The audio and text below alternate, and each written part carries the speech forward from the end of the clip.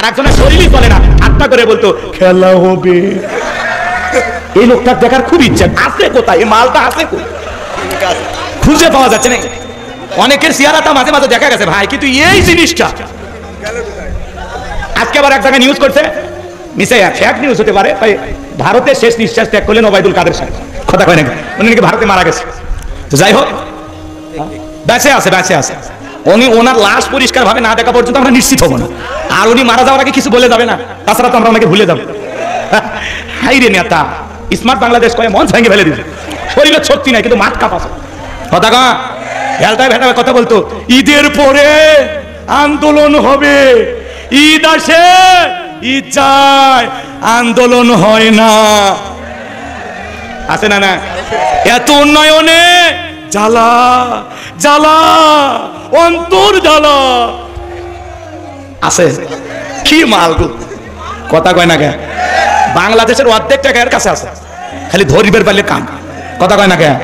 হ্যাঁ, অর্ধেক টাকা রাস্তাঘাট কে করছে, সেতু মন্ত্রী কে ছিল, তার মানে কি বুঝলেন? অর্ধেক টাকা আছে, অর্ধেক টাকা, কথা কয় না কে?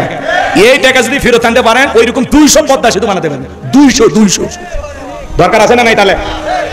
আর দুনিয়ার আদালতে যদি এই টাকাটা ফেরত না দেয়, আল্লাহর আদালতে অবশ্যই বিচার হবে, সেদিন সবাই দেখবো, হুজুরের কথা মিথ্যা হবে না, টেনশন নাই, সবাই দেখবো ইনশাআল্লাহ, বিচার আল্লাহর আদালতে একদিন হবে, কথা কোন ঠিক কিনা? এই দেশের 11 লক্ষ কোটি টাকা দুর্নীতি করে বিদেশে পাচার করছে, যে পরিমাণে টাকা দুর্নীতি করা হয়েছে, ওই টাকাগুলো এই দেশে থাকলে আমরা পৃথিবীর মোটামুটি উন্নত দেশের মধ্যে আমরাও একটি দেশ হইতাম, কথা কন? খালি লুটে ফুটে খাসে রে ভাই, খালি মাটি থুয়ে গেছে। 93 বিলিয়ন ডলার ঋণের বোঝা বাংলাদেশের মানুষের ঘাড়ের উপরে চাপায়া দিয়ে চলে গেছে, 5-10 কোটি টাকা দামের গাড়ি গ্যারেজে পড়ে আছে, এমপি মন্ত্রী নাই, কথা কন না কেন? আছে আছে, মন্ত্রীরা সব কোথায় গেল, এমপিরা সব কোথায় গেল, কোথায় কাদের কাকা, ওদের সারা দেশটা এখন লাগে ফাঁকা ফাঁকা, পালাবো না পালাবো না পালাবো না পালাবো না, যাই না তাদের দেখা, ওদের সারা দেশটা এখন লাগে ফাঁকা ফাঁকা। আইনে মন্ত্রী আটকে গেল আইনেরই ফাঁকে, দাড়ি সারা দরবেশটারে ভণ্ড ভণ্ড লাগে, দাড়ি কাটতে নৌকে তোরে পালাও, এরা জীবন দেশে তো নৌকে ছাড়েন, এই দিক দিয়ে এরা ভালো মানুষ। তবে জেলখানায় দীর্ঘদিন থাকার কারণে দরবেশ আবার নতুন করে দাড়ি উঠেছে, কথা কয় না কেন? যারা পালিয়ে যাওয়ার সময় দাড়ি কাটতে পারে এদের ঈমান আমল ঠিক আছে, এরা সুবিধাবাদ জিন্দাবাদ, এরা সুবিধাভোগী, এরা খালি ব্যবহার করে, কথা কন? আমার এলাকায় এক লোক রাস্তার মধ্যে ইট পাড়তেছে, কাঁচা রাস্তায় ইট পাড়তেছে, মানুষজন বলে বাবা এখনো তো নেতা হয় না, ইট পাড়তেছে, ব্যাপারটা কি? বলে শোনেন, বৃষ্টি হওয়ার পরে আপনাদের ছেলে মেয়ে স্কুলে যাইতে পারে না, আপনারা হাটে বাজারে যাইতে পারেন না, আপাতত ইট পাড়ে দিয়ে গেলাম, আর ভবিষ্যতে আমার মার্কায় সিল মেরে যদি এলাকার নেতা বানাই দিতে পারেন, আমার এক নাম্বার টার্গেট এই কাঁচা রাস্তা পাকা করে দেবো, এই স্লোগান দিয়া জনগণ যখন নেতাকে বিশ্বাস করে, নেতার মার্কায় সিল মেরে নেতাকে নির্বাচিত করে, নেতা তখন এলাকায় থাকে না, ঢাকা শহরে বান্ধবী নিয়ে ঘুমায়, কথা কন ঠিক কিনা? নির্বাচনের মার্কা থাকে যে কয়দিন নেতার আনাগোনা সে কয়দিন, অলিতে গলিতে নেতাকে দেখা যায়, কথা কন? রাস্তার ভিক্ষুককে ধরে সালাম দেয়, টাকা পয়সা দান করে, আর একটা সেলফি তোলে, আর মহিলাকে ধরে অভিনয় করে বলে আপনার চেহারার মাঝে আমি আমার মাকে খুঁজে পাই, নেতা তো না অভিনেতা, কথা কন? আছে না নাই? খালি মার্কা থাকে যে কয়দিন, অলি গলি যেখানেই যাবে নেতাকে দেখতে পাবে, বাপ রে বাপ। আর পাস করার পরে দাওয়াত দিয়ে স্যান্ডেল খয় যায়, নেতা আর আসে না, বলে জরুরি কাজে ব্যস্ত, ঢাকায় আছে, কথা কন? আর এখন আর আমাদেরও, আমরা কম খারাপ না, আমরা 1.5 টাকার বিরিয়ার 3 টাকার চা খাই, কি স্লোগান? বল্টু ভাইয়ের চরিত্র হুলের মতো পবিত্র, নামাজ পড়ে 1 ওয়াক্ত, কাজা খাই 5 ওয়াক্ত, ঘুমসুরিতে পাকা ভক্ত, শয়তানের 1 নাম্বার ভক্ত, হুজুরিদের জন্য খুবই শক্ত, সুশে খাই গরিবের রক্ত। পোস্টার লেখা আছে গরিবের বন্ধু, ভোট দিয়ে দেখেন গরিবের কয় নাম্বার শত্রু, একটা বয়স্ক ভাতার কাট নিবে গেলে 2-1000 খায়, আছে না নাই? এলাকাতে আর আসবি না, মাঝে মাঝে ঈদ আসবি, ওই আম গাছে কাঁঠাল গাছে বিদ্যুতের খুঁটিতে নেতার বিশাল একটা ছবি ব্যানার ঝুলে আছে, আমি উমুক নেতা সেরাকালি বদনা, পবিত্র ঈদ উল ফিতরের শুভেচ্ছা, আপনার ঈদের শুভেচ্ছা দিয়ে আম গাছে কাঁচাল গাছে ঝুলে, নেতা কাছে কেন? আমি আই বাবা, যে পরিমাণে ব্যানার ছাপায় ওই টাকা যদি গরিব দুঃখীকে দেয়, নেতার ভোট এমনি বেড়ে যায়, আর ওদের দোষ দিয়ে লাভ নাই, আমাদেরও সমস্যা আছে না? এক পাগল তেঁতুল গাছের নিচে হাত তুলে বলে আল্লাহ এ তেঁতুল গাছের রাজশাহীর ফৌজ দিয়ে আম দে, রংপুরের হারি ভাঙ্গা দে, নওগাঁ সাপাহারের আমরুপালি দে, চাপাই নবাবগঞ্জের কাটি মন দে। আল্লাহ তখন বলে পাগলের চোখটা খুলে দেখ কোন গাছের নিচে দোয়া ধরেছিস, তেঁতুল গাছের নিচে দাঁড়াইয়া কিয়ামত পর্যন্ত আম চাইলে যেমন পাওয়া যাবে না, নির্বাচনের আগে নেতার কাছ থেকে 500 টাকা 1000 টাকা খাইয়া নির্বাচনে ভোট দিয়া উমরের মতো নেতা চাইলে দেশে পাওয়া যাবে না, কথা বলেন ঠিক কিনা? আপনি যখন বলেন হাত তুলে আল্লাহ এই দেশের নেতাদেরকে উমরের মতো বানায় দেয়, আল্লাহ তখন বলে উমরের দেশে থাকার মতো জনগণ হতে পেরেছিস? আমার এক নানি ছিল, নির্বাচনের পরের দিন গেছি, ভাই নানা দোয়া করিস প্রত্যেক বছর যেন একবার নির্বাচন হয়, কে ভাই এক রাতে 4200 টাকা কামায়, আমি তখন বললাম নানি কেমনি ভাই এত টাকা? তখন বলে নির্বাচনের আগের রাত, যেটাকে বলা হয় কালো রাত, ওই রাতে আমার দরজায় নক করে, হ্যালো নানি বাড়িতে আসিস? বলে হ্যাঁ। ভাই আমি অমুক মার্কার লোক, টাকা 500 দিলাম, ভোটটা আমারে দিও। এইভাবে সকাল পর্যন্ত অনেক লোক আসছে, কারো মনে কষ্ট দেয়নি ভাই। 2 দিন পরে কবরে যাবো, কার মনে দুঃখ দেব? যে যা দেশে নিয়েছি সকালবেলা কইনে দেখি 4200। তাহলে চিন্তা করেন, যেই দেশের জনগণ নির্বাচনের আগে নেতার কাছে হাত পেতে টাকা নেয়, এক নেতা যদি নির্বাচন করতে গিয়ে কয়েক কোটি টাকা খরচ করে, আগে তো ওই টাকা তোলা লাগবে। এজন্য রাস্তার বরাদ্দ হবে 10 কোটি, খরচ করবে 2 কোটি, বাকি 8 কোটি নিচের পকেট থেকে উপর পকেট ভরাইতে শেষ। খালি কোনো মতে আলকাতরে মেরে কালো করে ধুবি, ছাগল পেশাব করলে রাস্তা ভাঁজে যাবি, কথা ঠিক না? এজন্য আগে নিজে ভালো হন। তালুকদার বংশের মতো যদি কলিজা বড় হয়, বাপের বেটা যদি হয়ে থাকেন, হাত তুলে বলতে পারবেন যে নির্বাচনকে কেন্দ্র করে জীবনে করে দিন 10টা টাকাও নেবেন না, চা বিড়ি খাবেন না। হাত তোলেন, হাত তোলেন, মনে থাকবে তো ইনশাআল্লাহ। হ্যাঁ, সৎ যোগ্য ভালো মানুষকে সমাজের নেতা বানাইতে হবে, কথা বল না কেন? আর আগামীতে সিদ্ধান্ত নেবে, আর যাই হোক কোনো নারীকে এই দেশের প্রধানমন্ত্রী বানানো যাবে না, যেই দলের হোক পুরুষ নেতা চাই। কারা কারা পুরুষ চান একটু হাত তুলে দেখান তো দেখি। লিল্লাহি তাকবীর। দেখলেন না মেয়ে মানুষের কি রাগ, দেশ ছুঁয়ে পালিয়ে গেছে। আমার বারবার বললাম ম্যাডাম পদত্যাগ করেন, পদত্যাগ করেন। পদত্যাগ করে যদি জেলেও যাইতো তাও এই দেশের মানুষ শান্তিতে থাকতো। ওনার দলের নেতা কর্মীরা এখনো স্লোগান দিত, জেলের তালা ভাঙবো, নেত্রীকে বের করে আনবে। কিন্তু আপনি স্লোগান দিবেন, দিলেন না, মিছিলটা করবে, দিলেন না, মনে দুঃখই থাকে গেল, কথা পালিয়ে গেছে। আবার মাঝে মাঝে এখনো কল রেকর্ড ফাঁস হয়, উনি তো আমাদেরকে ছাড়া থাকতে পারে না, মাঝে মাঝে কল দিয়ে খোঁজ খবর নেই। আমি দেশের কাছে আছি, সব করে ঢুকবো, ঢুকবেনই তো বের হলেন কেন? আর যাওয়ার আগে বলে গেছেন, আসার আগে কেন বলতে হবে? যেদিন মন চায় আপনি আসেন, কোনো শুক্র শনি নাই, যেদিন মন চায় আপনি আসেন। এই দেশ আপনার বাবার, এই দেশ আপনার স্বামীর, আপনি আসেন। মেয়ে মানুষ কতদিন বাইরে থাকবেন? এই তো রমজান এসে গেছে, আসেন দেশে এসে ইফতার করেন, কথা কয় না কেন? বুবু আইবা তুমি আইবা গো, সেই দিন আইসা বুবু ক্ষমতা পাইবা না। খোঁজ নাই বুবু কাদের কাকার, অবস্থা খারাপ করবে যে বাবার, হাও নাঙ্কেল এখন সামনে আসে না। নেতা কর্মী সব জেলের ভিতর, আমি আসি ডরের ওপর, কখন জানি আসে গ্রেফতারি পরোয়ানা। বুবু আইবা তুমি আইবা গো, সেই দিন আইসা বুবু চেয়ার পাইবা না। ক্ষমতার চেয়ার থেকে নামা সহজ, কিন্তু এই চেয়ারে ওঠা কঠিন, কথা কয় না কেন? 16 বছর লাগছে চেয়ার ছাড়তে, কথা কন। আর শোনেন, মেয়ে মানুষের রাগ বেশি, জেদ বেশি। দেখেন না স্বামীর সাথে ঝগড়া লাগে, হাড়ি ফাতিল ভেঙে ফেলে দেয়, স্বামী তুলে আসার মারে, রাগ করে সংসার থুয়ে বাপের বাড়ি চলে যায়, রাগ করে 20 কোটি জনগণ থুয়ে এতবার একটা দেশ দিয়ে পাইয়ে গেছে। তাহলে চিন্তা করেন জেদ কোন জায়গা, কি বোঝেন নাকি? রাগ করেন, কণ্ঠ আছে যতদিন হক কথা বলবো ততদিন, কে খুশি কে বেজার ওইটা দেখার টাইম নাই। কি বলে তোমার একটু চোখ রাঙানি আমি ভয় পাবো কেন রে ভাই? তুমি কে? কে তুমি? ভয় দেখাতে আসছে, কার দিকে তাকাইতেছো? তাকাতাকি দিন শেষ, আগেই ভয় করিনি, এখন তো সরাসরি মারামারি হবে, কথা খুলে মারো, ভালো হয়ে যায়। ঠিক আছে, আমাকে বলতে দেন, বলতে দেন। আলেমেরা কথা বলতেছে দেখেই এদেশ এখনো স্বাভাবিক আছে। আমরা যদি আপনাদেরকে না বুঝাইতাম, এরকম সুন্দর পরিবেশে যদি বাংলাদেশের অলিতে গলিতে মাহফিল না হইতো, লন্ডন আমেরিকার মতো এদেশের মানুষও রাস্তাঘাটে কি করতাম বললাম না, বুঝে না, হাফ প্যান্ট পরে ঘুরতো, কথা ঠিক কিনা? শুধুমাত্র এই মসজিদের বয়ান আর এই ইসলামী জালসা ওয়াজ মাহফিল, তাফসীর মাহফিল, এই জন্য এই দেশের মানুষ এতটা ভদ্র। অন্যান্য দেশের নারীদের তুলনায় বাংলাদেশের নারীরা অনেক ভালো, সহজে সবকিছু দেখতে পারবেন। আর অন্য দেশে যান, 2-1 জায়গায় তো আল্লাহ নিচে দেখছি তো, রাগ করে। ভারতে যান, আমি কয়েকবার গেছি, মেয়েদের পোশাক দেখলে আপনি অবাক হয়ে যাবেন। মাঝে মাঝে ঢাকাতে গেলে আপনারা দেখবেন, ঢাকা বড় বড় শপিং মহলে দেখলে, বড় বড় গুলশান, উত্তরা, এগুলোতে গেলেও কিছু কিছু হাফ প্যান্ট পরা 2-1টা যুবতী দেখা যায়। এগুলো দেখার জন্য এত দূর যাবেন? মানে ওরা বেশি আধুনিকতার নামে হাফ প্যান্ট পরে ঘরে, এগুলো যারা করে এরা নির্লজ্জ বেহায়া, কথা ঠিক কিনা? আরে পুরুষ মানুষ হাফ প্যান্ট পরে তাই দেখতে খারাপ লাগে, বিচ্ছিরি লাগে, কি কর? আর নারী, ওটা তো বলাই যাবে না। আর ওরা হাফ প্যান্ট পরে ঘুরলে আমাদের মাথা ঠিক থাকে, কথা কন না আপনারা? আল্লাহ যেন নারীদেরকে হেদায়েত দান করেন, জোরে কোন আমিন। আমার ভাইরা মন খারাপ করবেন না, কষ্ট মনের মধ্যে নেবেন না বাজান, অনেক দুঃখ মনের মধ্যে আছে। এজন্য যারা আলেমদের বিরুদ্ধে উল্টাপাল্টা করেছিল, বাংলার জমিনে যারা আলেমদের হাতে পায়ে ডান্ডা বেরিয়ে পড়েছিল, সোনার মানুষদেরকে হত্যা করেছিল, আল্লামা সাইদি হুজুরকে যারা বিদায় করে দিয়েছে ভারতের ইশারায়, তাদের বিচার বাংলাদেশের মাটিতে হওয়ার দরকার আছে না নাই? দরকার আছে না নাই? এই পৃথিবীর জমিন আল্লাহ যখন মানুষকে জিরো থেকে হিরো বানায়, সামান্য একটু ক্ষমতার চেয়ার দান করে, ক্ষমতার চেয়ার পেয়ে বলে আনা রব্বুকুমুল আলা, আমি বড় প্রভু, আমি বড় খোদা। এরকম একজন জালেম পৃথিবীর জমিনে এসেছিল, এর নাম হলো কাবুস। কি নাম বলেন? কাবুস। বলকিয়া বলা হতো, কিপ্তিদের তরফ থেকে নাম ছিল রামশিস, মিশরের বাদশা হওয়ার পর উপাধি নাম হলো ফেরাউন। কয়টা নাম পাইলেন? 4টা। জোরে বলেন কয়টা? এদিকে আমার দিকে খেয়াল করেন, জিরো থেকে হিরো বানায় কি? একটু ওয়াজ কি করবো না দোয়া করবো? জিরো থেকে হিরো বানায় কে? আল্লাহ। একটু জোরে আওয়াজ দিবেন, ঠিক আছে? আমার দিক তাকান। সাওয়ালা থেকে প্রধানমন্ত্রী বানায় কে? সাওয়ালা থেকে প্রধানমন্ত্রী হয়া মুসলমানকে হত্যা করে, আছে না নাই? নিঃস্ব অসহায় কেউ নাই পৃথিবীর জমিনে। সে অসহায় মানুষটাকে আল্লাহ যদি প্রধানমন্ত্রী বানায়, দাম্ভিকতায় অহংকারী মানুষের উপরে জুলুম করে, কথা বলেন ঠিক কিনা? রাগ করবেন না। অনেক জিরো থেকে হিরো বানিয়েছেন আল্লাহ, আবার বেশি বাড়াবাড়ি করার কারণে আবারও জিরো বানায় ছাড়াই দিচ্ছে, আবারও জিরো বানায়া সাইডে দিচ্ছে, কথা কোন ঠিক কিনা? এজন্য বাড়াবাড়ি করতে না। সম্মানিত ভাইয়েরা আমার, দিল দিয়া কথাগুলো বুঝবেন। এই কাবুজ নামের ভবঘুরে যুবক এলাকায় কোনো কাজকর্ম নাই। ভবঘুরে যুবক মানে বোঝেন না, যারা এলাকায় কোনো কাজকর্ম পায় না, ইয়াবা ফেন্সিডিল গাঁজা মদ খায়, কাসব ধাক্কা মারে কয় ভাইজান সাইদ দেন। বউ যদি দরজা খোলো, মুখের বাপ তুমি ঢোলকে কয় বুঝবা না। মাগো মা আজকে একটু বেশি পরিমাণে মাল খাসি। নেশা করে বউ কি কয়? মা। কথা কন, কারণ নেশা করলে মাথা ঠিক থাকে না। ভালো করে বোঝার চেষ্টা করবেন আমার ভাইয়েরা। এই এলাকায় যদি কোনো যুবক এই ধরনের কাজ করে, তোমাদের পায়ে হাত দিয়ে অনুরোধ করি বলে যাই রে যুবক, মাদক দ্রব্য সেবন করা যাবে না। যারা শরাব পানকারী এরা জান্নাতে প্রবেশ করবে না। মাদককে না বলো, যেই মুখে মা সেই মুখে মাদক তোলা যাবে না। ইয়াবা ফেন্সিডিল গাঁজা মদ কোনো কিছু খাওয়া যাবে। সব ধরনের নেশা জায়েজ না হারাম। সন্ধ্যা হলে ঘরে দরজা বন্ধ করে জিকির করে ইয়াবা ইয়াবা ইয়াবা। মা বাবা চিন্তা করে, বাবা এটা কিসের ট্যাবলেট, জ্বর সর্দি গলা ব্যথা? কই কিচ্ছু বোঝার দরকার নাই, টাকা দে নইলে তোর মাথা ভাড়াবো।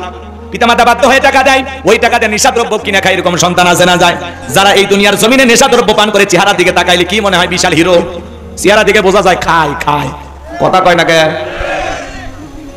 যারা নেশাদ্রব্য পান করে টোকায়ের মতো লাগে, চেহারা কিচ্ছু নাই, কোনো সৌন্দর্য নাই, কথা কন। ওই টাকা ওই ইয়াবা ফেন্সিডিল গাঁজা মদ এগুলো আজেবাজে জিনিস কিনে না খায়, ওই টাকা জমায়া যদি প্রত্যেক মাসে বউকে একটা করে 3 পিস কিনে দিতে পারতা, কিছু না হোক 12টা মাসে 12টা বাসরাত পাইতা, কথা কোন ঠিক না? তোমাদের পায়ে হাত দিয়ে অনুরোধ করি, বাবা মাদক দ্রব্য পান করা যাবে? আল্লাহ যেন যুব সমাজকে এই ভয়াবহ নেশা থেকে হেফাজত করেন। একটু জোরে বলেন আমিন। তাহলে মাদক দ্রব্য পান করা যাবে, নেশা করা যাবে? আমার ভাইয়েরা, এই ছিল ভবঘুরে যুবক। চলে গেল মিশরে। সর্বপ্রথম হলো তরমুজের ক্ষেতের লেবার। ওই মিশরের জমিনে গোরস্থানে দারওয়ান লাগবে, ইন্টারভিউ চলতেছে। ওই লাইনের মধ্যে কাবুজ নামের ফেরাউন দাঁড়িয়ে গেছে। একে একে ইন্টারভিউ দিতে দিতে যখন ফেরাউনের পালা, এইবার ডেকে বলে, বাদশাহ বুক ভরা আসানি আপনার দেশে এসেছি, যদি চাকরিটা আমারে দেন সারা জীবন আপনার প্রতি কৃতজ্ঞ থাকবো, কোনোদিন আপনার কথা ভুলে যাব না। বাদশাহ গো, আমি যতটুকু জানি আপনার চাইতে ভালো মানুষ মিশরের জমিন আর কেউ নাই। এমন ভাবে কথাগুলো উপস্থাপন করলেন, বাদশার মায়া লাগা গেল। কথাকে বোঝেন? বাদশাহ তখন ডেকে বলে, শোনো, ইন্টারভিউ বন্ধ করো। এই কাবুজ নামের ছেলেটাকে মিশরে গোরস্থানে দারোয়ানের চাকরি দেওয়া হলো। চাকরি পাওয়ার পরে ফেরাউন চিন্তা করে, বাদশা প্রতি মাসে বেতন দেবে, ঠিক আছে, এই টাকা দিয়ে চলবে না, আমার সাইড ইনকাম করা দরকার। এইবার ডেকে বলে, শোনো, তোমরা যারা লাশ দাফন করতে চাও, লাশ প্রতি একটা করে দিরহাম দিতে হবে, না হলে আমি লাশ দাফন করতে দেব না। জনগণ টেনশনে পড়ে গেল, একটা দিরহামের জন্য বাদশার দরবারে বিচার নিয়ে যাব, লাশ পয়সা গুলে শেষ হয়ে যাবে, অতএব একটা টাকা যদি পায় এই ছেলেটাই পাক। এই কথা ভেবে জনগণ একটা করে দিরহাম ওই কাবুজ নামের ফেরাউনকে দেওয়া শুরু করলো। আমার ভাইয়েরা, আল্লাহর খেলা বোঝা বড় দায়। এদিকে খেয়াল করেন, ওই জামান আল্লাহ তাআলা একটা মহামারী দিল, যার নাম হলো ডায়রিয়া, কলেরা। বাংলাদেশে কিন্তু কোনো মহামারী নাই, এক সময় আল্লাহ দিয়েছিল, শুনছেন কিনা? ধরুন না, সেই নাম হলো করোনা। বাবা করোনা রোগে আক্রান্ত হয়ে মারা গেছে। বাবার লাশটাও দেখতে যায় নাই, বাবার কবরে মাটিও দিতে যায়নি। কথা বলে, বাবার সম্পত্তি ভালো লাগে কিন্তু মৃত বাবাকে বোঝা লাগে, এমনও সন্তান আছে না নাই? মায়ের করোনা হয়েছে, জঙ্গলের ভিতরে ফেলায় আসছে। স্বামীর করোনা হয়েছে, স্ত্রীর কাছে যায় নাই, খাবারের প্লেট সাজায় ঔষধ দিয়া, লম্বা একটা বাঁশের লাঠি দিয়ে স্বামীর ঘরে খাবার ঢুকে দিয়েছে। কথা কোন ঠিক না? স্বামী যখন সুস্থ হয়েছে, এইবার ডেকে বলে, জোসনার বাপ, আমি তোমার কত ভালোবাসি জানো না? যখন তুমি অসুস্থ ছিলে, স্বামী গো, আমি বারবার তাহাজ্জুদ করে দোয়া করে বলেছিলাম, আল্লাহ আমার স্বামীকে সুস্থ করে দাও। স্বামী তখন বলে, আমার যে কত ভালোবাসি তার প্রমাণ আমি পাইছি। যখন আমি অসুস্থ ছিলাম, মনে মনে ভাবছিলাম এই বুঝি জানালা খুলে একটু কথা বলবি, এই বুঝি দরজা খুলে একটু দেখা করবি, কিন্তু না, আমি যখন অসুস্থ ছিলাম আমারে তুই বাঁশ দিয়া খাওয়াইছিস। এই করোনা মহামারী বুঝে দিয়েছে দুনিয়াতে কেউ কারো আপন না। বন্ধুর হয়েছে আরেক বন্ধু দেখতে যায় নাই, এক বোনের হয়েছে আরেক বোন দেখতে যায় নাই। এই করোনা মহামারী বুঝে দিয়েছে দুনিয়াতে একটা মিনি কিয়ামত ঘটায়া দিছে। কথা কোন ঠিক না? একটা করোনা রোগে আক্রান্ত হইলে তার কাছে দেখতে যায় না, সুইচ যতই আপন হোক, যতই প্রিয় হোক, তাহলে কিয়ামতের ময়দানে কি হবে বলেন?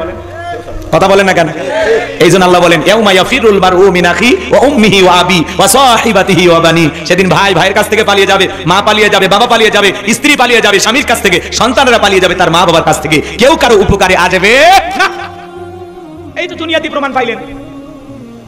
বন্ধুর করণ হয়েছে, কি দুষ্টি, কি বন্ধুত্ব, কিন্তু দেখতে যায় না। কয় না, আগে সুস্থ করে দেখতে গেলে আমার যদি হয়ে যায়। রাগ করেন নাকি আপনারা? আমার ভাইয়েরা, এই জন্য এই মহামারী বুঝা দিয়েছে দুনিয়াতে কেউ কারো আপন না। খুব বেশি আপন ভেবে আপনি যা করতেছেন, আপনি মারা গেলেও কিন্তু সব আগের মতোই চলবে। যেদিন আপনি মারা যাবেন সেই দিনও মানুষ ভাত খাবে, যেদিন মারা যাবেন সেদিনও মানুষ দুনিয়াতে বেঁচে থাকবে, হাসি তামাশা করবে। কথা কয় না কেন? আপনাকে কয়জন মনে রাখবে? হ্যাঁ, কয়জন মনে রাখবে? যেদিন আপনি মারা যাবেন ওই দিন আপনার স্ত্রী খাবার খাবে, আপনার সন্তানেরা খাবার খাবে, পাশের বাড়ির লোকজন রান্না করে নিয়ে আসবে, নিয়ে এসে বলবে খাও। এভাবে ভেঙে পড়লে চেহারা নষ্ট হবে। যে যাবার সে তো চলেই গেছে, জোর করে খাওয়ায়, তুলে খাওয়ায়, 2-3 বাড়ি থেকে খাবার আসে, আগের চাইতে ওই দিনের খাওয়া দাওয়া বেশি হয়। কথা কয়? কি মনে করে? এক পাশে লাশ আর এক পাশে বিবাহের খাওয়া দাওয়া চলতেছে। কি ভাই 12:30 বাজছে, এরা এত অস্থির কেন? শোনেন, দিল দিয়া কথাগুলো বোঝার চেষ্টা করবেন বাজান। ওই মহামারীতে হাজার হাজার মানুষ মারা যায়, আর গোরস্থানে লাশ দাফন হয়। ফেরাউনের পকেটে টাকা ওঠে, টাকা পাইতে পাইতে এত টাকার মালিক হয়ে গেল, টাকা রাখার কোনো জায়গা নাই। বাদশাহ দরবারে চলে গেল, বাদশাহ আমার কাছে কিছু টাকা পয়সা আছে, এলাকায় যারা গরিব দুঃখী মানুষ খাজনা পরিশোধ করতে পারে না, দুঃখী মানুষ খাইতে পারে না, আমি কোন স্থানে দারোয়ান তাদের খাজনা পরিশোধ করে দিতে চাই। বাদশাটাকে বলে, বাবা এ তো ভালো উদ্যোগ, তোমার মতো ছেলে ঘরে ঘরে জন্ম নেওয়া দরকার। এইবার বাজান গো আমার পরের দিন সকালবেলা ঢোল পেটায় দেওয়া হলো, হাজার হাজার মানুষ বাদশাহ দরবারে লাইন দিয়েছে। ওই গোরস্থানে দারোয়ান ওই টাকাগুলো দিয়ে খাজনা পরিশোধ করে দিল। বলেন তো এই টাকা কার? জনগণের খালি সিস্টেমে নিয়ে সিস্টেমে দিতেছে আর ফাও ফাও জনপ্রিয়তা কামাইতেছে। কথা কর না কেন? টাকা কিনে তার বাপে, বুঝেন না? জনগণ যায় আর বলে, আরে রাজ্যের বাদশা যদি এই ব্যক্তি না হয়ে ওই ছেলেটা হইতো, না জানি আমাদের কপাল খুলে যেত। নির্বাচনের আগে একটু জনসেবামূলক কাজ করার দরকার আছে না নাই? সামনের দিকে যায়, আমি গুনাহগার যে কথা বলতে চাচ্ছিলাম, এইবার খাজনা পরিশোধ হয়ে গেল। আমার ভাইরা জনগণের মন কাইরা নিল, মিশরের একজন মন্ত্রী মারা গেল, নির্বাচন শুরু হয়ে গেল। এইবার আগে তো জনগণের মন কাইরা নিয়েছে, সবাই এক চান্সে ভোট দিয়া মিশরের মন্ত্রী বানায় দিল। আল্লাহর খেলা বোঝা বড় দায়, পার্থক্য জনিত কারণে মিশরের বাদশা যিনি ছিল, বাদশা মারা গেল। ফেরাউন সমস্ত জনগণকে ডেকে বলে, আপনারাই বলেন বাদশা হবে কি? বাদশা ছাড়া তো একটা দেশ চলতে পারে না। সমস্ত জনগণ ডেকে বলে, আপনাকে অনেক আগে আমাদের চেনা হয়ে গেছে, আপনি যেন আমাদের বাদশা হয়ে যান, আমাদের কারো কোনো আপত্তি নাই। এইবার ভাইয়ের আমার সমস্ত জনগণ যখন সমর্থন দিল, বাধ্য হয়ে নেতারাও সমর্থন দিল। এইবার জনগণ আর নেতাদের সমর্থন পাইয়া ওই কাগজ নামের ফেরাউন হয়ে গেল মিশরের বাদশা। বাদশাহির চেয়ারের বসে পড়ে হামানকে ডেকে বলে, হামান এইদিকে আয়। হামানের মাথায় কোনো চুল ছিল না, তাকো হামান সাত নাই, এদিকে খেয়াল করেন, সাথে মাল নাই, বাম্পার লোড, পুরো মাথা ছিল ভারতের দমদম এয়ারপোর্ট। টাকো হামান টাকো, এ টাকলারা ডিস্টার্ব আছে কিন্তু, কথা কয় না কে? রাগ করেন নাকি আপনারা? আমার ভাইরা দিল দিয়া কথাগুলো বোঝার চেষ্টা করবেন। হামানকে ডেকে বলে, হামান তুই হবি আমার মন্ত্রী, আরে আমি হব বাদশা, দুইজন মিলে দেশটা চালাবো। রাতের বেলা যখন নেতা ঘুমের মধ্যে চলে গেছে, ঘুমাইতে পারে না, আজে বাজে স্বপ্ন দেখে লাফালাফায় ওঠে। পরের দিন সকালবেলা তার দরবারে জ্যোতিষী ছিল 400 জ্যোতিষী লিডার নাম হলো দবিরা, বয়স হলো 320 বছর। ডেকে বলে, দবিরা রে, কেন জানি রাতের বেলায় ঘুমাইতে পারি না, আজে বাজে স্বপ্ন দেখি, কি হয়েছে আমার একটু বই খুইলা বল। এইবার দবিরা ভাগ্য গবেষণা করে বলে, নেতা যদিও ছিলেন ভবঘুরে যুবক, তরমুজের খেতের লেবার, গোরস্থানে দারোয়ান, মিশরের মন্ত্রী, বর্তমান রানিং বাদশা, আঙ্গুল ফুলা কলার গাছ, কিন্তু আপনার ভবিষ্যৎ জীবন বড় অন্ধকার। আগামী 3 মাসের মধ্যে বনি ইসরাইল সম্প্রদায়ের ভিতরে মুসা নামের একটা ছেলে জন্মগ্রহণ করবে, ওই মুসার কারণে রাজত্ব পাওয়ার ক্ষমতা থাকবে না। নেতারে এমনকি আপনার জীবন যাওয়ার সম্ভাবনাও দেখা যায়। এই কথা শোনার পরে ফেরাউনের মাথা ঠান্ডা না গরম? খালি গরম মানে কাট করে ফোরে আসছিলাম, কই আসলাম কই, না জানি কত কিছু হয়। যদি বলতো মুসা আসবে খানকা বানাবে, বৈশা বৈশা জিকির করবে, তাহলে লাফালাফি করতো না। আজ পৃথিবীর জমিনে তাকায় দেখবেন, যারা মাজারে বৈশা আছে, দরবারে বৈশা আছে, হু হু জিকির করে, লাফালাফি করে, তিরিং বিরিং লাফালাফি করে, ওদেরকে কেউ টার্গেট করে? জোরে বলেন, টার্গেট করে না? কোরআনের হক কথা যারা বলে, আল্লাহর জমিন আল্লাহর দ্বীনকে যারা বাস্তবায়ন করতে চায়, যারা জিহাদের কথা বলে, কোরআন সুন্নাহর হক কথা বলে, তাদেরকে টার্গেট করে করে ভিতরে ঢোকানো হয়। কথা বলেন ঠিক কি না? আমার ভাইয়েরা এইবার লম্বা করার কোনো সুযোগ নাই। দবিরা যখন বলেছে 3 মাসের মধ্যে মুসার আগমন ঘটবে, ফেরাউন চিৎকার মেরে ডেকে বলে, হামান এইদিকে আয়। দবিরা কি বললো শুনলি? আগামী 3 মাসের মধ্যে মুসা নামের একটা ছেলে জন্মগ্রহণ করবে, ওর কারণে রাজত্ব পাওয়ার ক্ষমতা থাকবে না, এটা তো মানা যায় না। হামান ডেকে বলে, নেতা মাইট ইজ রাইট, জোর যার মুল্লুক তার, বাবার রাজত্ব ক্ষমতা আমাদের হাতে, আমরা যা করবো মিশরের জনগণ তাই মানতে বাধ্য। বলে, কি করতে চাস? হামান ডেকে বলে, নেতা যত ছেলে সন্তান জন্মগ্রহণ করবে সবাইকে জবাই করে করে দুনিয়ার বুক থেকে বিদায় করে দেবো, তাহলে আপনার পথের কাটা মুসা জন্ম নিতে পারবে না। ফেরাউন ডেকে বলে, হামান রে, আসলে তোর মাথায় বুদ্ধি আছে, তবে শোন, ছেলেগুলোকে জবাই করবি, মেয়েগুলোকে জবাই করবি না, কারণ ছেলেদের মধ্যে আমার শত্রু আছে, মেয়েদের মধ্যে কোনো শত্রু নাই। তার মানে সরে হলো মানুষ ভালো, মোবাইল নিয়ে গেল, সিম কার্ড খুলে দিয়ে গেল। কথা বলেন ঠিক কি না? এবার ছেলে সন্তান হলেই জবাই করে, ছেলে সন্তান হলেই জবাই করে। 3টি বর্ণনা পাওয়া যায়, কেউ বলেছেন 20,000, কেউ বলেছেন 24,000, কেউ বলেছেন 80,000 সন্তানকে তারা হত্যা করেছিল। এইবার দবিরাকে বলে, দবিরা ভাগ্য গবেষণা করে দেখ, আমার পথের কাটা মুসা মৌলুরা বাঁচত। দবিরা গবেষণা করে বলে, নেতা যদিও বনি ইসরাইল মায়ের বুক খালি কইরা হাজার হাজার সন্তান জবাই করেছেন, দুনিয়ার বুক থেকে বিদায় করে দিয়েছেন, কিন্তু আপনার পথের কাটা মুসা এখনো মরে নাই, মায়ের কোলে জীবিত আছে, সুস্থ আছে, কিন্তু কোথায় আছে, কোন বাড়িতে আছে, এইটা বলার ক্ষমতা আমাদের নাই। বলুন আল্লাহু আকবার। ওয়া মাকারু ওয়া মাকারাল্লাহ ওয়াল্লাহু খায়রুল মাকিরিন। খেলা কা আল্লাহ চাই মুসারে বাঁচাইতে, ফেরাউন চাই মারতে, ওর 14 গোষ্ঠী এক জায়গায় হয়ে মারতে পারবে। আমার ভাইরা এইবার ফেরাউন সেনাবাহিনীকে বল, তাড়াতাড়ি চতুর্দিকে ছড়িয়ে পড়ো, আমার শত্রু মুসাকে হত্যা করো, মুসাকে না মারা পর্যন্ত আমি শান্তি পাবো না। সেনাবাহিনী দল চতুর্দিকে ছড়িয়ে পড়লেন। একদল সেনাবাহিনী মুসা নবীর বাড়ির দিকে রওনা করেছেন। মুসা নবীর বড় বোন নাম তার মারিয়ম, ডেকে বলে মা ওই যে ফিরাউনের সেনাবাহিনী দেখা যায় মা, আর বুঝি ভাইকে বাঁচানো গেল না, কই লুকিয়ে রাখবা। মুসা নবীর মা সন্তানকে কোলের মধ্যে নিয়ে এদিক সেদিক দৌড়ায়, কে যেন ইলহামের মাধ্যমে আওয়াজ দেয়, বলে মুসার মা চুলার ভিতরে তোমার ছেলেটাকে ফেলা দাও, কথা দিলাম গো তোমার ছেলেকে আবার তোমার কোলেই ফেরায় দেবো, বলুন সুবহানাল্লাহ। মুসা নবীর মা তাই করলেন। ফিরাউনের সেনাবাহিনী পুরো বাড়ি তল্লাশি চালাইলেন, তন্ন তন্ন করে খুঁজলেন, কোথাও কোনো সন্তান পেল না।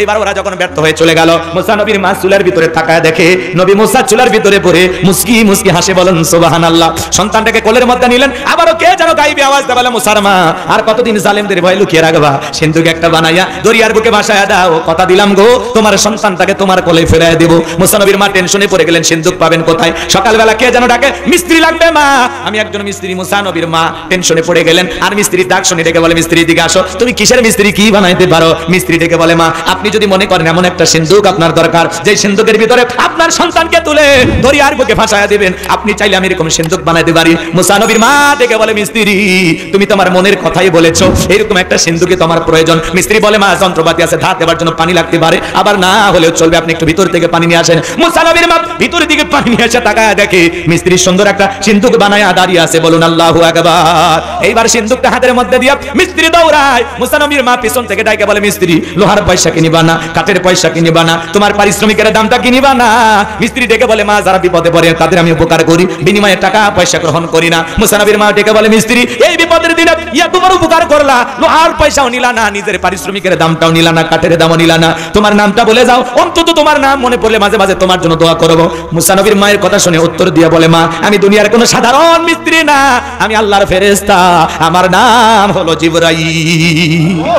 এইবার নবী মুসাকে সিন্ধুকের ভিতরে তুলে মুসা নবীর মা দরিয়ার বুকে ভাসায়া দিলেন, আর মেয়ে মারিয়মকে বলে মা সিন্ধুক বাঁচতে বাঁচতে কই যায় খবর নিয়ে আসবি। ওই দিন বিকাল বেলা ফিরাউন তার প্রিয়তমা স্ত্রী আসিয়াকে নিয়ে আসছে সমুদ্রের সৈকতে হাওয়া খাইতে, মাঝে মাঝে বউয়ের সাথে একটু বিনোদন করবেন, হালাল বিনোদন, মাঝে মাঝে বউকে নিয়ে কক্সবাজার ঘুরতে যাবেন। কথা কয় না কেন, আবার মাথা নাড়ান কেন?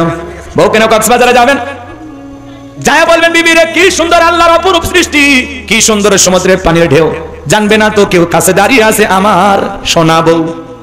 বউ খুশি হয়ে যাবে। তবে যেখানে যান বোরকা পরায়া পর্দা করায় ফরজ পর্দা মাইনা। কথা কয় আমি কি বলছি যে বউকে না কক্সবাজারে হাফ প্যান্ট পরে গোসল করে তাহলে গুনাহ হবে? বোঝে না।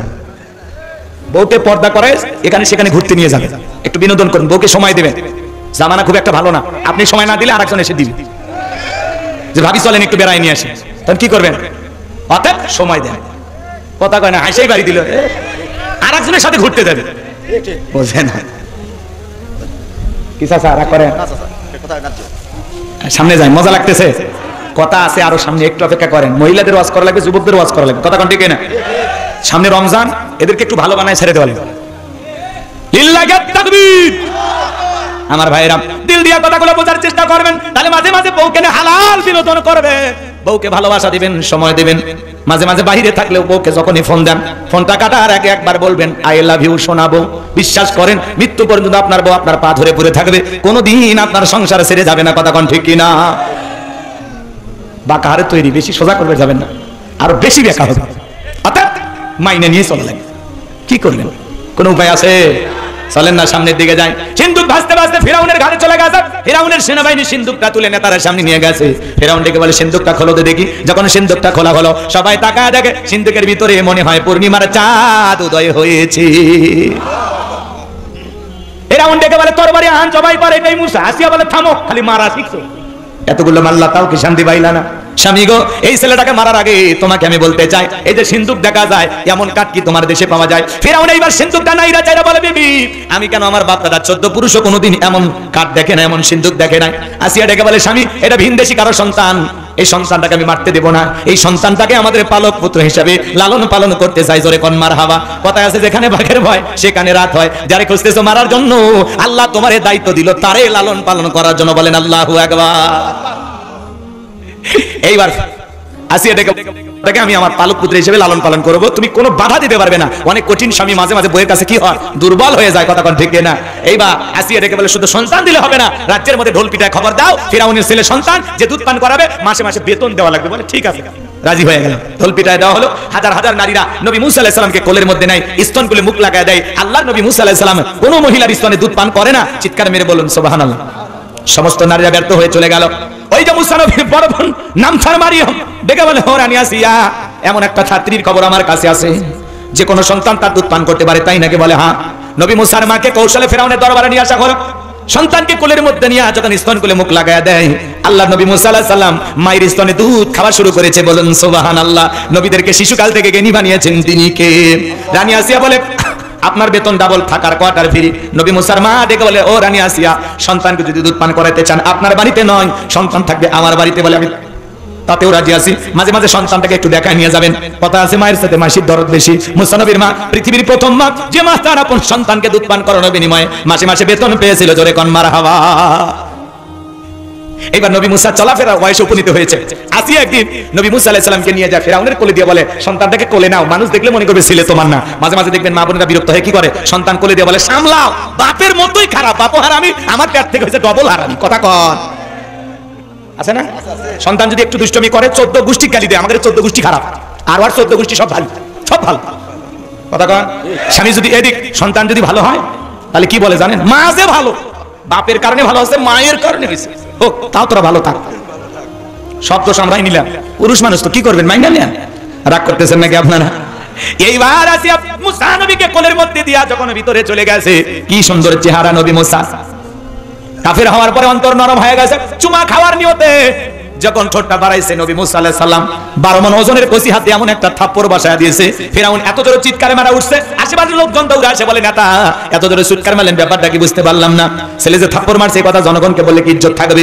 বলে আমার বাড়ি, আমি চিল্লাইছি, তোদের কি ডাকছি? চোখের সামনে থেকে সরে যা। ওদেরকে তাড়িয়ে দেওয়ার পরে চিৎকার মেরে ডেকে বলে, আসিয়া, আসিয়া রে, আয় আয়, তাড়াতাড়ি করে আয়। আসিয়া বলে, কি হয়েছে? সারের মতো চিল্লাও কা? কই চিল্লাবো না, এর চোখে মুখে যে আগুন দেখছি রে আসিয়া, এ মুসা ছাড়া কেউ না, তরবারি আন, জবাই করি, পথের শত্রুটা দূর করি। আসিয়া বলে, কি করেছে ছেলে? বলে, এই ছেলে আমার গালে থাপ্পড় মেরেছে। আসিয়া বলে, ঢং করা জায়গা পাও না, এই ছোট মানুষ কোনোদিন তোমার গালে থাপ্পড় মারতে পারে? ফিরআউন ডেকে বলে, বিবি রে, কেমনে তোরে বুঝাবো?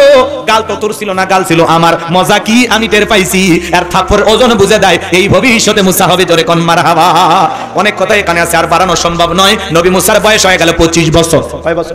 25 বছরের টকবকে যুবক। কিপ্তিয়ার পরিশ্রমের মধ্যে লাগছে ঝগড়া। মুসা আলাইহিস সালাম নিজ সম্প্রদায়ের লোকের পক্ষ নিয়ে কিপ্তিকে বলে, কিপ্তি, সব জায়গায় নেতার গরম দেখাস, দেখে না ছোট ছোট পাতি নেতা গরমে থাকা যায় না। ভাই আমাকে চিনিস, আমি অমুক নেতার আপন খালাতো বোন, তার ছোট মেয়ে বিয়ে করেছি, কি হাইব্রিড পরিচয়। এইবার কিপ্তিকে আল্লাহর নবী মুসা আলাইহিস সালাম মারলেন একটা ঘুষি। এক ঘুষিতে কিপ্তি দুনিয়া থেকে দিলেন। ইন্না লিল্লাহি ওয়া ইন্না ইলাইহি রাজিউন। আল্লাহর পয়গম্বর নবী মুসা আলাইহিস সালামের হাতের ঘুষিতে কিপ্তি যখন মারা গেল, নবী মুসা আলাইহিস সালামের বিরুদ্ধে হয়ে গেল ফিরআউনের দরবারে মার্ডারের মামলা। আল্লাহ ডেকে বলে, পয়গম্বর আর থাকা যাবে না, মাদাইনে গিয়ে দেখে রওনা করো। আল্লাহর পয়গম্বর মুসা আলাইহিস সালাম মাদাইনে চলে গেলেন। শুআয়ব আলাইহিস সালামের দুইটা মেয়ের সাথে পরিচয় হয়ে গেল। পানি খাওয়ানোর ঘটনা আপনারা সবাই জানেন, ওইটা আমি আর নতুন করে আপনাদেরকে শোনাবো না। দুইটা মেয়ে যা বলে, আব্বা আমাদের বাড়িতে একটা রাখাল চাকর দরকার। এমন একটা ছেলে আমরা পাইছি, ছেলেটা অত্যন্ত ভদ্র। কয়েকটা ঘন্টা আমরা 2টা বোন কাটায়া দিলাম, একবারের জন্য আমাদের চেহারার দিকে ফিরেও তাকায় নাই। বাবা গো, এই ছেলেটাকে রাখাল হিসেবে রাখতে পারেন, দেখে অনেক শক্তি আছে। শুআয়ব আলাইহিস সালাম রাজি হয়ে গেলেন। নবী মুসা আলাইহিস সালামকে রাখাল হিসেবে তার বাড়িতে রাখলেন। কিছুদিন পরে তার বড় মেয়ে সফুরার সাথে বিবাহের ব্যবস্থা করে দিলেন। 8 থেকে 10 বছর থাকলেন শ্বশুর বাড়িতে, ঘরে জামাই। এইবার আল্লাহ নবী মুসা আলাইহিস সালাম, আল্লাহ তাআলা ডেকে বলেন, পয়গম্বর আর কতদিন শ্বশুর বাড়ি মধুর হারি, এইবার গাট্টি গুটি গোছাও, স্ত্রীকে সঙ্গে নাও। আল্লাহর পয়গম্বর মুসা আলাইহিস সালাম স্ত্রীকে সঙ্গে নিয়ে যখন তুর পর্বতে আসলেন, আল্লাহ তাআলা এখানে আল্লাহর পয়গম্বর নবী মুসা আলাইহিস সালামকে নবুয়ত দান করলেন। বলেন সুবহানাল্লাহ। আমার আল্লাহ বলেন, ওয়া মা তিলকা বিয়ামিনিকা ইয়া মুসা। আল্লাহ তাআলা ডেকে বলেন, পয়গম্বর ও নবী মুসা, তোমার ডান হাতে ওইটা কি? আল্লাহর পয়গম্বর জবাব দিয়ে বলেন, ক্বালা হিয়া আসায়া আতাওয়াক্কাউ আলাইহা ওয়া আহুশু বিহা আলা গনামি ওয়া লিয়া ফিহা মাআরিব উখরা। আল্লাহর পয়গম্বর ডেকে বলেন, আল্লাহ আমার হাতে এটা লাঠি, এটার উপর ভর দিয়া চলি, ছাগলের জন্য পাতা বাড়ি, ইত্যাদি ইত্যাদি অনেক অনেক কাজ করি। আল্লাহ ডেকে বলে, পয়গম্বর প্রশ্ন করলাম একটা, জবাব দেওয়া যাবে একটা। নবী মুসা কথা বলে কার সাথে? আল্লাহর সাথে কথা বলতে মজা আছে না নাই? আল্লাহ ডেকে বলে, পয়গম্বর প্রশ্ন করলাম একটা, জবাব দেওয়া যাবে একটা। কারণটা কি? নবী মুসা কথা বলে কার সাথে? আল্লাহর সাথে কথা বলতে মজা আছে না নাই? না জানি আল্লাহর কুদরতি জবানের আওয়াজ কত মিষ্টি, কত মধুর। সুবহানাল্লাহ। এরপর আল্লাহ রাব্বুল আলামিন বলেন, ক্বালা আলকিহা ইয়া মুসা। আল্লাহ রাব্বুল আলামিন ডেকে বলেন, ও মুসা তোমার হাতের লাঠিটা এবার নিক্ষেপ করো। ফাআলাকাহা ফাইযা হিয়া হাইয়াতুন তাসআ। হাতের লাঠিটা নিক্ষেপ করা মাত্র হয়ে গেল বিশাল বড় একটা সাপ। মুসা নবী বলে, বাপ রে বাপ, এ যে জাতের সাপ, আমার বংশ করে দিবে সাপ। এই কথা বলে পয়গম্বর ভয়ে দৌড়াইতে লাগলেন। আল্লাহ তাআলা তখন ডেকে বলেন, ক্বালা খুযহা ওয়ালা তাখাফ সানুঈদুহা সিরাতাহাল উলা। আল্লাহ ডেকে বলে, পয়গম্বর ভয় পেও না, আমি আল্লাহ লাঠিকে সাপ বানাইছি, আবার সাপের দিকে হাত বাড়াও, পূর্বের মতো লাঠি বানায়া দেব। পয়গম্বর যখন ভয়ে ভয়ে সাপ ধরতে গেছে, আবার কি হয়ে গেছে? লাঠি হয়ে গেছে। এর নাম কি বলেন? মুজিজা। এর নাম কি? মুজিজা। মুজিজা কে দান করে? আল্লাহ। এদিকে খেয়াল করেন, এরপর আল্লাহ রাব্বুল আলামিন বলেন, ওয়াদহুম ইয়াদাকা ইলা জানাহিকা তাখরুজ বাইদা মিন গায়রি সুইন আয়াতান উখরা লিনুরিয়াকা মিন আয়াতিনাল কুবরা। আল্লাহ ডেকে বলে, পয়গম্বর ডান হাতটা বগলের নিচে ঢোকাও, ওখান থেকে বের করো, কোন দোচ্ছারা ঝপঝপে উজ্জ্বল সাদা চমৎকার দেখাবো। এই যে আমি আল্লাহ তাআলা কুদরতের দুইটা নিদর্শন দান করলাম, দুইটা মুজিজা দান করলাম। লাঠি ফেলালে সাপ হয়, আর বগল থেকে হাত বের করলে কি সুন্দর লাইটিং দেয়। এইবার তোমার দায়িত্ব হলো, ইযহাব ইলা ফিরআউনা ইন্নাহু তাগা। ফিরআউনের নিকট চলে যাও, আর যা বলে, ফিরআউন রে, তোর বানানো আইন দিয়ে মিশর চলবে না, এখন থেকে মিশর পরিচালনা হবে আল্লাহর আইন দিয়ে। আল্লাহু আকবার বলেন। ভাই ফিরআউনের ক্ষমতার চেয়ারে বসাছে, অকসুবে মেরে বাড়ি যাবেন না, থুয়ে গেলে হবে। ফাইনাল খেলা খেলে দাও, একটু অপেক্ষা করেন। কষ্ট হচ্ছে? তাকবীর দেন, লিল্লাহি তাকবীর। আমার ভাইয়েরা সামনের দিকে যাই বাজান গো আমার। আমি গুনাহগার যে কথা বলতে চাচ্ছিলাম, দিল দিয়ে কথা বোঝার চেষ্টা করবেন। নবী মুসা ডেকে বলে, আল্লাহ আমি ফিরআউনের দরবারে মার্ডার মামলার আসামি, যদি আমি যাই আমারে ফাঁসি দিয়ে মারবে। আমার আল্লাহ ডেকে বলে, পয়গম্বর আমি আল্লাহ যার সাথে আছি, কোন জালেম ফাঁসি দিয়ে মারতে পারবে না, আগুনে পোড়ায় মারতে পারবে না, রিমান্ডে নিয়েও মারতে পারবে না, পানিতে ডুবাইও মারতে পারবে না। আমি আল্লাহ যার সাথে আছি, হাজারো জুলুম নির্যাতনের পরেও জালেমেরা তাকে বিদায় করতে পারবে না। কথা বলেন ঠিক কিনা? নবী মুসা ভয় পাওয়ার কোনো কারণ নাই। পয়গম্বর ডেকে বলে, আল্লাহ যেতে হবে। আমার আল্লাহ বলে, অবশ্যই তোমাকে যেহেতু নবী বানিয়েছি, তোমার দায়িত্ব ফিরআউনের নিকট যাও, আগে দাওয়াত দাও। ফিরআউনের মতো কাফেরের কাছে দাওয়াত পাঠাইতেছেন কারে দিয়ে? নবীরে দিয়ে। আল্লাহু আকবার কও। এদিকে দিল দিয়ে কথাগুলো বুঝবেন। পয়গম্বর ডেকে বলে, আল্লাহ অন্তরে একটু ভয় ভয় লাগে, দুরু দুরু ভাব। ছোটবেলায় যখন মাদ্রাসায় পড়েছিলাম, হুজুর যখন আমাদের হাতে কোরআন দিয়েছিল, এই দোয়াটা আমাদেরকে পড়িয়েছিলেন। ভেবেছিলাম এটা মনে হয় কোরআন খোলার দোয়া। তাফসীর পড়তে গিয়ে বুঝলাম না, এটা কোরআন খোলার দোয়া না। নবী মুসা আলাইহিস সালাম যখন জালেম ফিরআউনের নিকট দাওয়াত দিতে গিয়েছিলেন, সেই সময় আল্লাহর কাছে দোয়া করে বলেছিলেন, রব ক্বালা রাব্বিশরাহ লি সাদরি ওয়া ইয়াসসির লি আমরি ওয়াহলুল উকদাতাম মিন লিসানি ইয়াফকাহু কওলি ওয়াজআলনি ওয়াজিরাম মিন আহলি হারুন আখি। দেখে বলেন, আল্লাহ আমার বক্ষকে প্রশস্ত করে দাও, আমার কাজকে সহজ করে দাও, আমার জিহ্বার জড়তাকে দূর করে দাও, সবাই যেন আমার কথা বুঝতে পারে, আর আমার পরিবারের মধ্য থেকে আমার ভাই হারুনকে আপনি নবী বানায়া দেন। আল্লাহ বলে, পয়গম্বর দোয়া মঞ্জুর করলাম, তোমার দোয়ার কারণে তোমার ভাই হারুনকে আমি আল্লাহ নবী বানায়া দিলাম। বলুন সুবহানাল্লাহ। এবার আল্লাহর পয়গম্বর নবী মুসা আলাইহিস সালাম তার ভাই হারুন আলাইহিস সালামকে নিয়ে ফিরআউনের নিকট চলে গেল। আমার আল্লাহ বলেন, ওয়াকালা মুসা ইয়া ফিরআউনু ইন্নী রাসূলুম মির রাব্বিল আলামিন।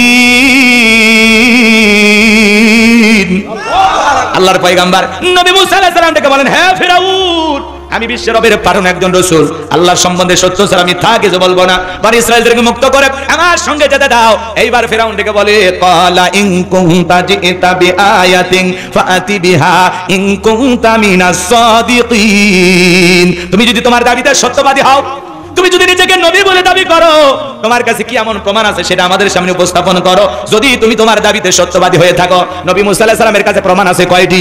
দুইটি প্রমাণ। লাঠি ফেলায় দিলেন, হয়ে গেল সাপ। আমার ভাইয়েরা এইবার বগল নিচে থেকে হাত বের করলেন, ধবধবে উজ্জ্বল সাদা চমৎকার দেখালো। এই দৃশ্য দেখার পরে ফিরআউনের সাঙ্গ পাঙ্গ ক্যাডার মাস্তান যারা আছে তারা কি বলেছিল জানেন? ক্বালাল মালাউ মিন কওমি ফিরআউনা ইন্না হাযা লাসাহিরুন আলীম। ফিরআউনের এমপি মন্ত্রী যারা ছিল সমস্ত লোক ডেকে বলে, এই ছেলেটা হলো মস্ত বড় জাদুকর। নবী মুসা দেখায় মুজিজা, আর কাফেররা বলে জাদু। ফিরআউন ডেকে বলে, শোনো, এই ছেলেটা জাদুর তন্ত্র মন্ত্র বান নিক্ষেপ করে আমাদেরকে ক্ষমতার চেয়ার থেকে নামাইতে চায়, দেশ থেকে বিতাড়িত করতে চায়। তোমরাই বলো এই ছেলের বিরুদ্ধে তোমরা কি সিদ্ধান্ত নিবা? এমপি মন্ত্রী ডেকে বলে, নেতা রাগ করার দরকার নাই, একটু শান্ত হন। এদেশে জাদুকরের অভাব নাই, ও জাদু দেখাইলে কি আমরা ছেড়ে দেব? আমাদের কি খেলোয়াড় নাই? ওই ছেলে আর ওই ছেলের ভাইকে আজকে যেতে দেন, নির্দিষ্ট একটা দিন বলে দেন, ওই দিন সেমিফাইনাল খেলা হবে। এইবার বাজান গো আমার, তারা কি করলো জানেন? ইয়াতু বিকুল্লি সাহিরিন আলিম। শহর বন্দর থেকে দক্ষ দক্ষ জাদুঘর ফেরাউনের দরবারে উপস্থিত করা হলো। সমস্ত জাদুঘররা খেলার মাঠে নামার আগে ডেকে বলতেছে, ও নেতা ফেরাউন, আপনার শত্রু মূসাকে যদি পরাজিত করতে পারি আমাদের বেনিফিটটা কি, লাভটা কি, পুরস্কার কি? সেদিন ফেরাউন যা বলেছিল আমার আল্লাহ রাব্বুল আলামিন বলেন, ক্বালা নাআম ওয়া ইন্নাকুম লামিনাল মুকাররাবিন। ফেরাউন ডেকে বলে, শোনো, তোমরা যদি আমার শত্রু মূসাকে পরাজিত করতে পারো এই দরবার হবে তোমাদের বসবাসের জায়গা, তোমরা হবে আমার নিকটতম ব্যক্তি। নেতা যদি বলে তুমি আমার লোক, আর কিছু লাগে? নেতার কথায় রাতকে দিন করা যায়, নিরীহ মানুষকে ধরে ফাঁসি যায়, আলেমদেরকে হত্যা করা যায়, ইমাম মুয়াজ্জিমের নামে মিথ্যা মামলা দেওয়া যায়, ক্রস ফায়ার দিয়া এদেশের সোনার মানুষদেরকে হত্যা করা যায়। কথা বলেন ঠিক কি না? কারণ নেতা বলেছে তুমি আমার লোক। নেতার ছায়া যদি কারো মাথার উপরে থাকে আর কিছু লাগে? ও তখন মানুষ থাকে না, মানুষ খাওয়া পশু জানোয়ার হয়ে যায়। এটা কিন্তু বাংলাদেশের গল্প না, এটা ভারতের গল্প। এই দেশের নেতারা ভালো, সব আল্লাহর ওলি, তাহাজ্জুদ পড়ে। কথা কন না কেন? এদেশের এদের বলা হবে না, সব আল্লাহর ওলি। শাহজালালের ছোট ভাই। সম্মানিত ভাইরা আমার, আমি লম্বা করতে পারবো না, কষ্ট মনের মধ্যে নেবেন না। আমি যে কথা বলতে চাই, নবী মুসা আলাইহিস সালামের বিরুদ্ধে এই দিক খেয়াল করেন। এইবার একদিন সেমিফাইনাল খেলা শুরু হয়ে গেল, চতুর্দিক দিয়ে হাজার হাজার দর্শক হাজির হয়ে গেছে। এইবার ফিরাউনের পক্ষে যারা লড়াই করবে ওরা ডেকে বলে, ও নবী মুসা, জাদুর তন্ত্র মন্ত্র বানাকে কে নিক্ষেপ করবে, আমরাই নাকি তুমি? নবী মুসা ডেকে বলে, ওস্তাদের মার শেষ রাতে আগে তোমরাই জাদুর বান নিক্ষেপ করো। এইবার সমস্ত জাদুকররা যখন জাদুর তন্ত্র মন্ত্র নিক্ষেপ করতে লাগলেন, বাঘ বানাইলো, ভালুক বানাইলো, রশি বানাইলো, মানুষের চোখে মুখে পর্যন্ত জাদুর বান নিক্ষেপ করলো। সেদিন জাদুর বান নিক্ষেপ করতে করতে ওদের সালান পাতি শেষ, আর নাই। ডেকে বলে, ও নবী মুসা, এবার তুমি তোমার জাদুর বান নিক্ষেপ করো।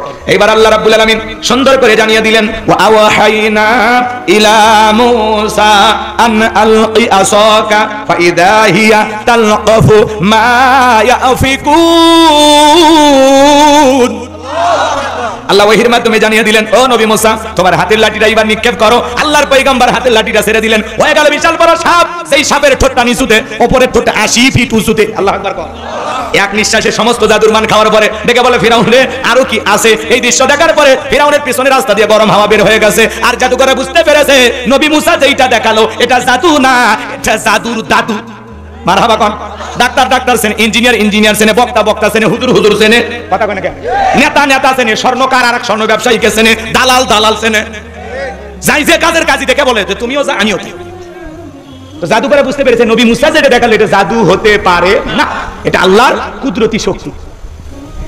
এইবার তারা কি করলেন? ওয়া উলকিয়াস সাহারাতু সাজিদিন, সিজদায় মাথা নত করলেন, ঘোষণা করলেন, ক্বালু আমান্না বিরাব্বিল আলামিন, রব্বি মুসা ওয়া হারুন। আল্লাহু আকবার বলেন। ওরা বলতেছে আমরা ঈমান আনলাম বিশ্বের রবের প্রতি, যিনি মুসা এবং হারুনের রব। সুবহানাল্লাহ বলেন। এইবার সবাই যখন মুসলমান হয়ে গেল, ফিরাউন ডেকে বলে, আমার অনুমতি ছাড়া ঈমান গ্রহণ করলাম, তোমাদের সাহস তো কম নয়, তোমাদের হাত পা কেটে নেব, শুলিতে চড়াবো, ফাঁসি দিয়ে মারবো। নতুন মুসলমানের ডেকে বলে, জালেম ফিরাউন রে, তোর মতো জালেমের পক্ষে স্লোগান দিয়ে মরার চাইতে ঈমান গ্রহণ করে মরাই ভালো। হাত পা কাটার হুমকি দিয়ে কোনো লাভ নাই, আমরা ঈমান এনেছি, মরতে রাজি, কিন্তু তোর মতো জালেমের কাছে মাথা নত করতে রাজি নাই। চিৎকার মেরে বলুন আল্লাহু আকবার। মানে দলে দলে কালেমা পড়ে মুসলমান হতে লাগলো, এর রাগ খুব আরো বেড়ে গেল। এইবার তারা এদিকে খেয়াল করেন, তিন দিক দিয়ে আক্রমণ করেছে নবী মুসা এবং তার উম্মতদেরকে হত্যা করার জন্য। এইবার ফাইনাল খেলা, তিন দিক দিয়ে আক্রমণ করেছে। নবী মুসা আলাইহিস সালাম এবং তার উম্মতেরা দৌড়াইতে দৌড়াইতে দরিয়ার কিনারায় পৌঁছে গেছে। উম্মতেরা দেখে বলে, পয়গম্বর, হয় ফিরাউনের সেনাবাহিনীর হাতে মরতে হবে, আর না হয় দরিয়ার পানিতে চুবাইয়া মরা লাগবে, এছাড়া তোমরা রাস্তা দেখতে পারতেছি না। নবী মুসা দেখে বলে, উম্মতেরা, ঘাবড়ানোর কোনো কারণ নাই, এখানে শুধু আমরাই নাই, আমাদের সাথে আরেকজন আছেন, তিনি আমাদের রব, তিনি আমাদের আল্লাহ। আল্লাহু আকবার। আল্লাহ ডেকে বলে, পয়গম্বর, হাতের লাঠিটাই দে, সমুদ্রের পানিতে আঘাত করো। আল্লাহর পয়গম্বর সমুদ্রের পানিতে হাতের লাঠিতে আঘাত করলেন, আল্লাহ ভিআইপি রাস্তা বানায় দিল। আল্লাহু আকবার কর। এইবার আল্লাহ রাব্বুল আলামিন বলেন, ওয়াজাওয়াজনা বিবানি ইসরাঈলাল বাহরা ফাআতবাআহুম ফিরআউনু ওয়া জুনুদুহু বাগয়াও ওয়া আদওয়া। আল্লাহ রাব্বুল আলামিন ডেকে বলেন, আমি নবী মুসা এবং তার অনুসারীদেরকে বিশাল দরিয়া নিরাপদে পার করে দিলাম। বলুন সুবহানাল্লাহ। এবার ফিরাউন তার সেনাবাহিনী সাঙ্গপাঙ্গ কেদার মাস্তান নিয়ে আসে, বলে, এই রাস্তা দিয়ে ওরা পার হয়ে গেছে, সবাই ওঠো। ফিরাউন মনে করছে আর বাপ দাদার বানানো রাস্তা মনে হয়, সবাই কিনে যখন ওই রাস্তায় উঠেছে, একই রাস্তা, ইমানদারদের জন্য নিরাপদ, জালেমদের জন্য গজব। একই রাস্তা। সমুদ্রের মাঝামাঝি যখন চলে গেল, আল্লাহ ডেকে বলে, পানি রে, হুকুম মানো কার? বলে, অবশ্যই আল্লাহ আপনার। এবার আল্লাহ ডেকে বলে, পানি, তুই তোরে খেলা দেখা। সমুদ্রের বুকে উথাল পাতাল ঢের সৃষ্টি হয়ে গেল। সমুদ্রের উথাল পাতাল ঢের ফিরাউনের সেলা যেমনটা যা ছিল, পানি খায়া সুবে মরে শেষ, একটাও বেঁচে না, সবগুলো মরে গেছে। বেঁচে দেখলি বড়টা কি? ফিরাউন। মরার আগে আল্লাহর সাথে কি নাটক করতেছে শুনবেন।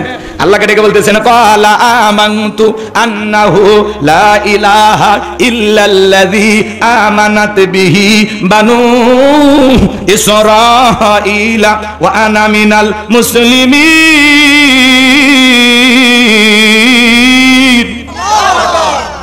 ডেকে বলতেছে আমি ঈমান আনলাম, তুমি ছাড়া কোনো মাবুদ নাই, তুমি ছাড়া কোনো উপাস্য নাই। বনি ইসরাঈল আল্লাহর প্রতি ঈমান এনেছে, আমিও আল্লাহর প্রতি ঈমান আনলাম। ওয়া আনা মিনাল মুসলিমিন, আল্লাহ আমি মুসলমান হয়ে গেছি। আর পানি খাওয়াইও না, আর চুবাইও না। ফিরাউন যদি মুসলমান হয়, আপনার আমার মুসলমানের দাম আছে? কথা কয় না ভাই। এ ভাই শেষে না জায়গায় ওঠেন গো, রোজা এখনই লাগছে নাকি রাত? কি রোজা থাকবেন তো ইনশাআল্লাহ? ভাই বসেন বসেন, আমরা শেষের দিকে এসে গেছি, বলছি না আমার কথাই কাজে মিল পাবেন। শোনেন, আমরা শেষের দিকে এসে গেছি। এই যে প্যাকেট করতে যে সময়টা প্যাকেট করতে, তারপরে যারা দুই একজন ওরা বাসা করতেছেন, যদি পারেন এই রাস্তাতে আমার গাড়ি রাখা আছে, এই যে প্রাচীরের সাথে আমার গাড়িতে আমার লেখা একটা বই আছে, শেষ বিদায়, যদি পারেন নিয়ে যাবেন ইনশাআল্লাহ। মৃত ব্যক্তিকে নবীজির তরিকা কিভাবে বিদায় করতে হবে, মৃত ব্যক্তিকে চুমা খাওয়া জায়েজ না হারাম, স্বামী স্ত্রী মারা গেলে একে অপরকে গোসল করাতে পারবে কিনা, মৃত স্বামী স্ত্রীকে চুমা খাওয়া যাবে কিনা, আত্মহত্যা মারা গেলে তারা জানাজায় যাওয়া যাবে কিনা, জান্নাত জাহান্নাম সম্পর্কে, ঈমান আমল সম্পর্কে, আখিরাত সম্পর্কে বিশেষ কিছু দোয়া সহ 2টা গজল সহ 76 পৃষ্ঠার ওই বইটা যদি পারেন আপনারা নিয়ে যাবেন। প্রত্যেকটা কথার দলিল আছে, যদি পারেন আমার ড্রাইভারের কাছ থেকে 50 টাকা হাদিয়া দিয়া সংগ্রহ করবেন। নবীজির তরিকায় শেষ বিদায়, একটা মৃত মানুষকে কিভাবে বিদায় করতে হয়, পরকাল জিন্দেগি নিয়ে সুন্দর কিছু কথা লেখা আছে। সামনে রমজান মাস, বই পড়ে যেন আমাদের সময় কাটে, কথা ঠিক কিনা? যদি পারেন 50 টাকা হাদিয়া দিয়ে নিয়ে যাবেন। যুবকেরা এগুলো কেনে না, ওরা কেনে উপন্যাস, প্রেম কেন কাদায়, যৌবনের মৌবনী, অভিশপ্ত রাত, মিলন হবে কতদিন তোর মরণের পরে। প্রত্যেকটা মুসলমানের ঘরে একটি ইসরাত গ্রন্থ থাকা দরকার আছে না নাই? নবীজির জীবনের শুরু থেকে শেষ পর্যন্ত জানার দরকার আছে না নাই? আমার ভাইয়েরা, তাহলে এইবার খেলার নাম বাবাজি, পানি খাইতেছে আর কি কয় ওয়া আনা মিনাল মুসলিমিন, আল্লাহ আমি মুসলমান হয়ে গেছি, আর সুভাইও না। আল্লাহ রাব্বুল আলামিন তখন জানিয়ে দিলেন আল আনা ওয়াকাদ আসাইতা ক্বাবলু ওয়া কুনতা মিনাল মুফসিদিন।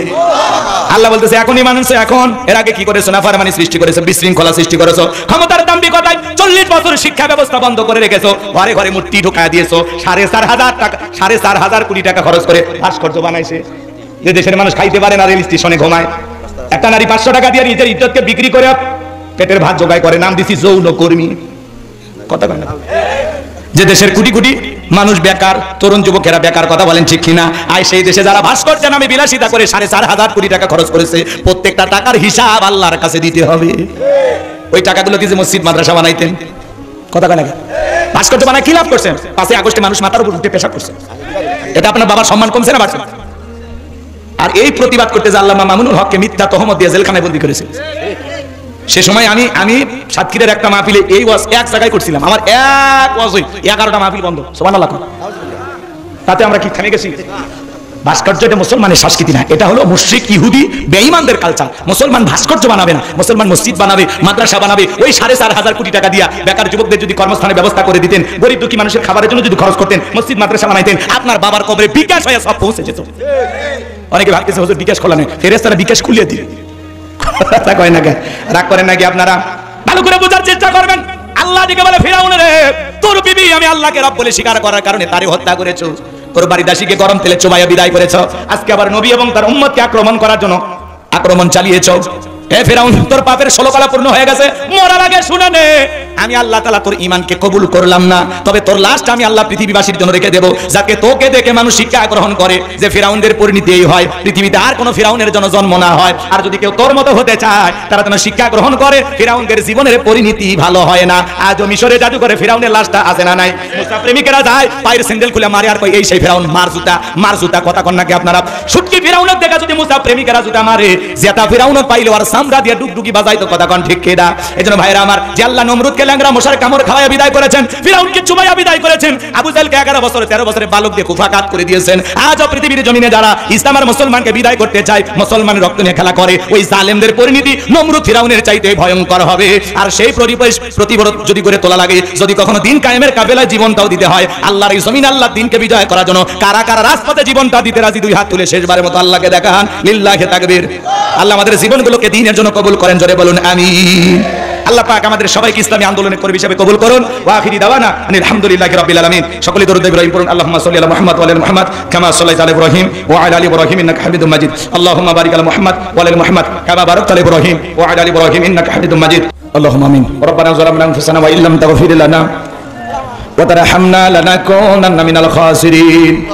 এই কর্তারা মধ্যপাড়া জামে মসজিদের উন্নয়ন কল্পে এই কর্তারা যুব মাহফিল কমিটির উদ্যোগে বার্ষিক ঐতিহাসিক তাফসীর ও কোরআন মাহফিলের শ্রদ্ধাভাজন সভাপতি জনাব আলহাজ মোহাম্মদ আসাদুজ্জামানকে কবুল করো, সহসভাপতি জনাব আল আমিনকে কবুল করো, প্রধান অতিথি জনাব আলহাজ মোহাম্মদ নজমুল হক সনিকে আল্লাহ কবুল করো, বিশেষ অতিথি হিসেবে যাদের নাম আছে আল্লাহ কবুল করো। আলোচনা করেছেন হাফেজ মাওলানা মোহাম্মদ রবিউল ইসলাম, হযরত মাওলানা মুফতি রুহুল আমিন সাহেব সহ। আল্লাহ তোমার গোলামদের কণ্ঠ তুমি দিনের জন্য কবুল করো।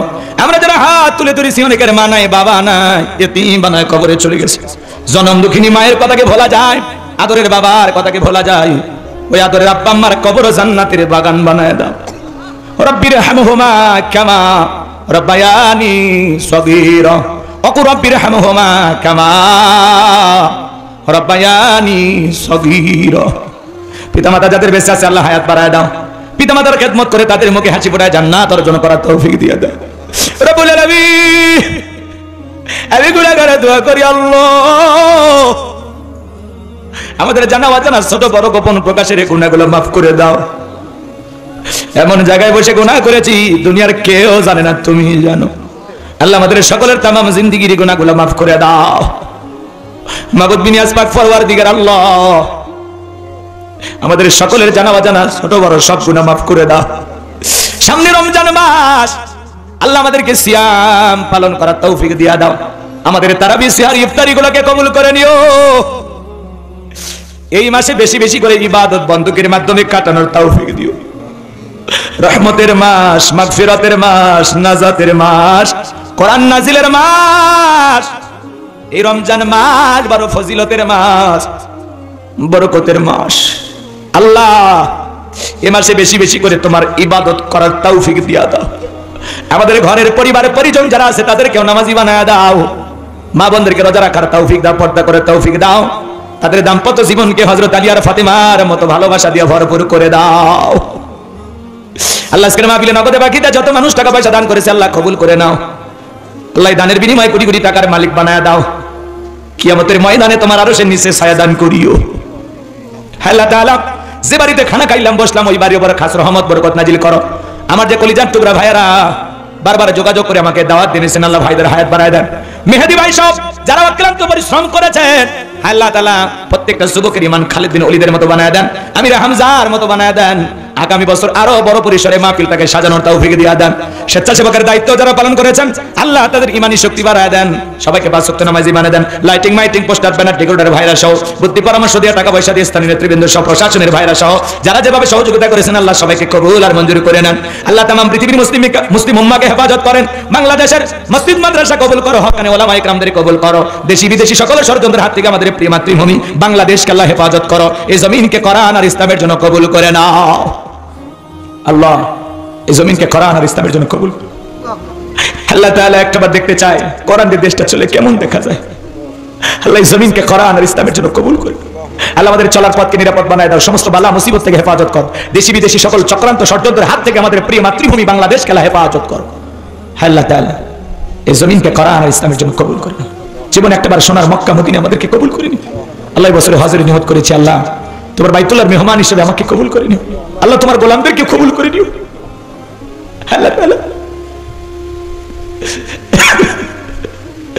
আল্লাহ তাআলা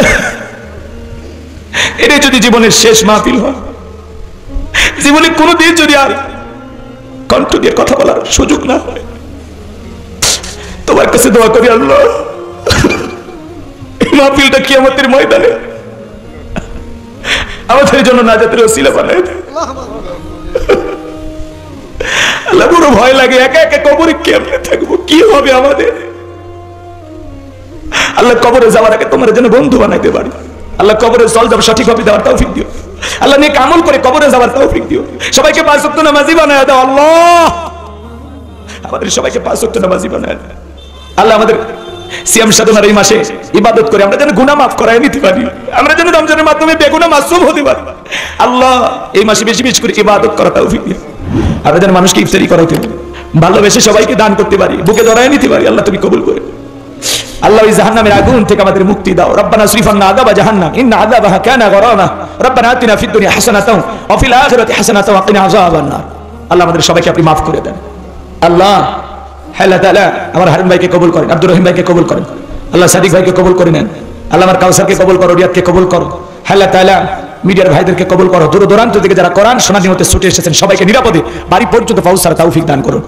আল্লাহ সবাইকে নিরাপদে বাড়ি পর্যন্ত পৌঁছার তৌফিক দান করুন। জীবনে কোনোদিন যদি এলাকার মানুষের সাথে দেখা না হয়, এই মুখগুলো জান্নাতের সিঁড়িতে পরিচয় করে দিও। সুবহান রাব্বিকা রাব্বিল ইজ্জাতি আম্মা ইয়াসিফুন, সালামুন আলাল মুরসালিন, আলহামদুলিল্লাহি রাব্বিল আলামিন। মৃত্যুর সময় দয়ার নবীর চাঁদ মুখখানা দেখতে দেখতে আমাদের জবানে জারি করে দিও লা ইলাহা ইল্লাল্লাহু মুহাম্মাদুর রাসূলুল্লাহ সাল্লাল্লাহু আলাইহি ওয়াসাল্লাম। আসসালামু আলাইকুম ওয়া রাহমাতুল্লাহি ওয়া বারাকাতুহু। যারা বই নেবেন গাড়িতে গেলে পাবেন, রাস্তায় আছে।